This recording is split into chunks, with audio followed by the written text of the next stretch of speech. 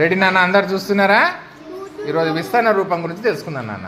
దానికన్నా ముందు మీకు చూడండి, ఒకట్ల స్థానం, ₹1 బిల్లు ఉంది కదా, దాని గుర్తు ఇది, పదుల స్థానం ఇది, వందల స్థానం. ఇప్పుడైతే 2 అంకెల సంఖ్యలు చెప్తున్నా నేను మీకు. నెంబర్ నేను ఏమి ఇచ్చినానన్నా?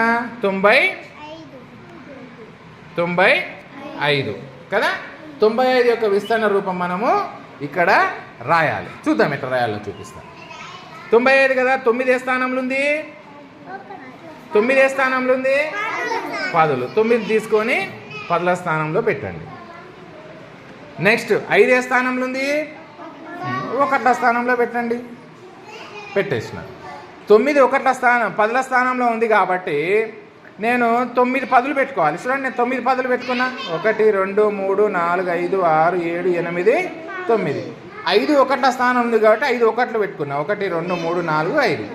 ఇప్పుడు 9 స్థాన విలువ ఎంత అవుతుంది? 9 పదులు 90 అవుతుంది. Very good. 5 1లకు ఎంత అవుతుంది? 5. చూడండి, ఇప్పుడు విస్తరణ రూపం రాయాలి. 9 పదుల స్థానంలో ఉంది కదా, పదుల స్థానంలో ఉన్న దాని విలువ ఎంతనో మనం ఇక్కడ రాయాలి. ఇది ఎట్లా తెలుస్తుంది మీకు? ఇది ఉంది కదా, ఎంత అవుతుంది మొత్తము? 90. Very good. ఇప్పుడు 1ల స్థానంలో ఉంది కదా, ఇది ఇక్కడ రాయాలి. ఇప్పుడు 5 1లు మొత్తం ఎంత అవుతుంది? 5 ఇక్కడ రాయాలి. చూడండి, మీకు ఇచ్చిన నెంబర్ ఏంటి? మీకు ఇచ్చిన నెంబర్ 95ఏనా? 95ఏనా నాన్న? ఇప్పుడు జాగ్రత్త చూడండి, 9 స్థాన విలువ ఎంత అవుతుంది? 90 అవుతుంది.